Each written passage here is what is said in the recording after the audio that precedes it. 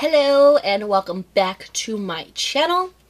So in today's video we are going to be doing a first impressions review tutorial featuring the Pretty Fun and Fearless Eyeshadow Palette Volume 2 by Chloe Morello. So this has actually come as a set, so it comes with a bunch of other goodies as well as this beautiful eyeshadow palette. So I'll be doing a full tutorial, first impressions. I've never used this eyeshadow palette before today. So you'll be getting my initial reaction on what I feel about it, especially the lip color. Isn't this lip color beautiful? It's everything. But before we get into it, if you're new here, hey, what's up, hello, I'm Kiana, and if you're not new, then welcome back. Don't forget to hit that subscribe button down below if you want to be notified whenever I post my videos, and click on that bell icon so you actually get like a legitimate notification on when I post, and then you can see my face. But if you want to know how I feel about this palette and everything in between, then just keep on watching. So today we are going to start off with the tutorial portion first. Since this is going to be my first time trying out the palette, I really don't have any sort of review on it. So what I'm going to do, we're going to do a really, not necessarily a quick and easy eye look, but we're going to play around with the eyeshadow palettes. I'll give you a little bit of feedback in the moment, and at the end of this video, we will do a full-on first impressions review of the product and just my end results of everything. So if you want to see the tutorial, keep on watching. If you want to jump to the end just to get the review, then there'll be a timestamp somewhere in the bottom. So let's get started. So this is what the palette looks like. Cardboard packaging, magnetic closure. Y'all already know how I feel about these. I hate this kind of packaging. I think it's cheap, but it actually feels like there's some weight to it. It's not like some cardboard packaging where it's just like, this is garbage. There is some weight to it. Packaging itself, super cute. Tells you exactly everything you need to know on the back. This also came with a mini liquid lipstick in the shade Sydney. It came with the Fierce Flicks eyeliner as well as the Wonderland mascara. I'll be using the liquid lip, but I won't be using the liquid liner. Tried to use the liquid liner yesterday. Huge mishap, so stay tuned to the end if you want to know my opinions on this guy. So you open it up. I've swatched some of the colors, that's why things look a little bit messy, but these are just the colors that come in it. You get a fair size mirror on the back as well, and yeah, these colors are like my colors, especially these first two rows. Like, I live for these kind of like those pinky rosy tones. Of course you have like your silvers. I never really use like silver cool tones, and then you have your greens at the bottom. I like green, I just never really gravitate towards it. So I'm probably going to stick to these top two rows today, just because that's the kind of colors I like. But you get 5, 10, 15, 20 eyeshadows, and then the 3 other products, and it retails for $59 Canadian, which that is not bad at all. So I'll do a few quick swatches before we hop into the tutorial, just so you can kind of see pigmentation wise. So let's go in with Gold, this shade right on over here.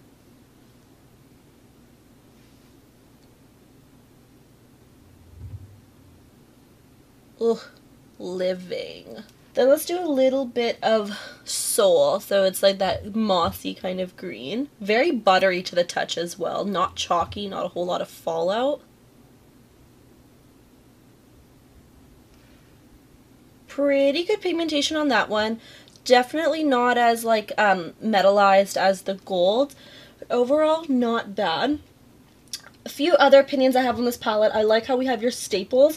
So you have a nice matte white. You have a few good options for transition colors, like Cocoa is Calling My Name, kind of like that orangey muted transitional color. And then we have a dark matte gray and a dark matte black. So those are like my staples, as well as a good brow bone highlight. So you could use like Baby or even Platinum to highlight underneath the brow. I've already primed my eyes using a concealer. If you're wondering what concealer I'm currently using, Clinique Beyond Perfecting, I'm obsessed with. It's super pigmented, so super full coverage, and I have it on my face right now. I'm obsessed. So I'm going to go in with Topless, which is just the muted white in the eyeshadow palette. But we are just going to set both the eyelids. Initial reaction of the white, not a lot of kickback or fallout from the product, and it's super pigmented and glides on the eye so nicely. Like, it just for my fair skin tone, it just neutralizes the whole eyelid and makes a super nice base to work off of. Then I'm going to go in with Cocoa, which is that muted orangey shade I was really excited and talking about. And I'm just going to go with a fluffier crease brush. A little bit more kickback from Cocoa. Not a whole lot, but still a little bit. And I'm just going to buff this into my crease just as a nice transitional color. Just doing little baby windshield wiping motions, just to build and saturate that color. Right off the hop though, like this blends out beautifully. Like it's not patchy, you don't get like an overwhelming amount of pigment with it. It just glides on the eye really nicely. Perfect. So now I'm going to go in with Nini, I don't know how to pronounce it, Nini. Not even going to try, but I'm going to use the same fluffier crease brush. Not a whole lot of kickback from this one, which is great. And I'm just going to pop this in the outer corner of my eye and just do circular buffing motions, slowly starting to pull this color into the crease.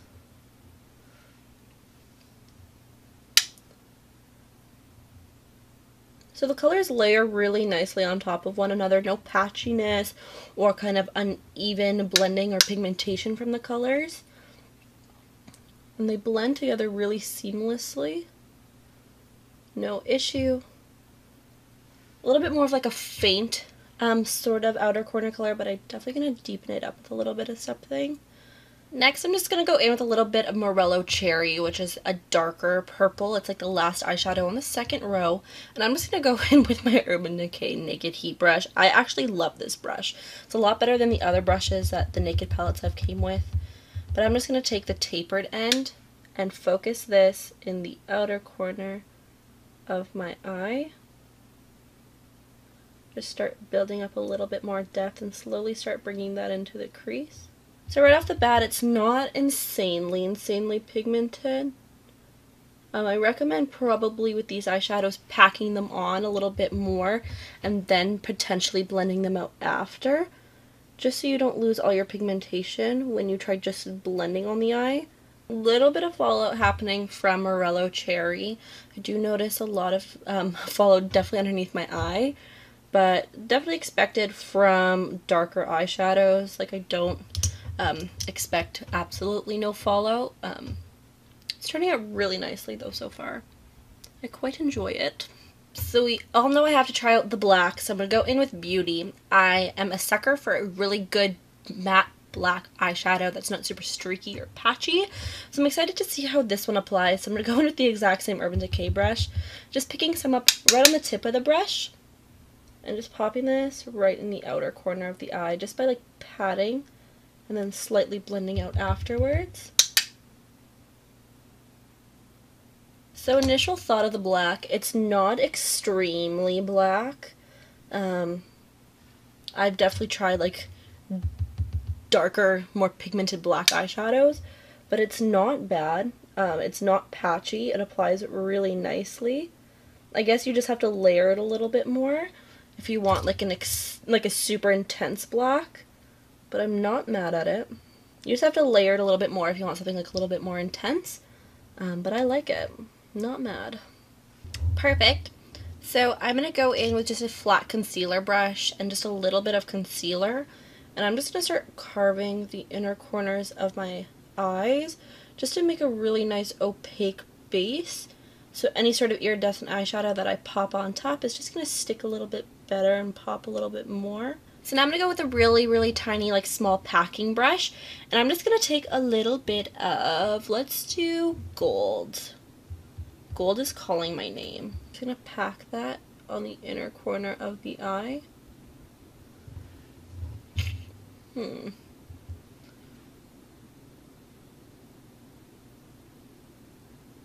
Second layer definitely made it pop a little bit more. And I again recommend just packing on that color. You'll probably get more intense pigmentation if you use, I'm sorry, I'm just dusting off excess. If you use a finger. So if I go in straight with my finger, definitely a lot more intense. So if you really again want more intense pigmentation for any of the shimmery shades, tap on with a finger or even just try wetting your brush with any sort of spray and you'll get intense pigmentation from it. So I'm going to go back in with that really small end of that Urban Decay brush, go in with Morello Cherry, We're going to pop this just on the lower lash line. Give a little bit more depth and definition to the lash line, obviously. So what I'm going to do, I'm going to finish up the rest of my eyes, then we can hop in so I can give a mini review of the liquid lipstick, and then we will wrap up the end of this video with an overall first impressions and review of the palette. So, finish up the eyes. I popped a pair of my Huda Beauty lashes on. I'm pretty sure in the style Jade. I don't really know. So here's just a close-up of the eye look. I am obsessed with how it turned out. I think it turned out absolutely beautiful. The shadows blended tremendously well, and I love the color scheme. So now let's pop on a little bit of the lips. So this is the Liquid Velvet lipstick in Sydney, like I mentioned before. So initial first impression, I am obsessed with the wand. So you can see this teeny tiny wand is more of a dome shape opposed to your traditional like doe foot applicator. It's kind of fatter and then tapers off a little bit. The smell is chemically. I'm not a huge fan of like chemically scents for liquid lipsticks, especially because I'm putting them around my mouth. So it's a super pretty color. It's not streaky. It's not patchy. It's your perfect like traditional like your pinky and mauvey nude. Consistency, just pulling it in and out of the container, a little bit more whipped. Definitely a thicker kind of consistency, so it's nowhere near as thin as like the Kat Von D. So first impressions right off the bat, the consistency and formula feels great on the lip. I love this wand because it can honestly just get right into the inner and outer corners of the mouth, and it just hugs the Cupid's bow so nicely. I love the consistency of this. It's not drying. It's nice and whipped. It's comfortable. It's light on the lip. But overall, like, I love it. I'd recommend. I'd buy more of these. Overall impressions of everything. Would I recommend it? Yes, because I think the value is great, and it's definitely like a good sort of kit to purchase to try out like a little bit of like bits and pieces of the line, because you're getting a mascara, you're getting a liquid lipstick, you're getting a liner, and you're getting 20 eyeshadows for $59 Canadian. And if you can convert that to American, it's probably like $45. So it's a great value. The eyeshadows are super pigmented, blend really well, not patchy, very buttery on the eye. The mattes I'm especially impressed with, because I feel like some brands do mattes better than others. It's proven, of course.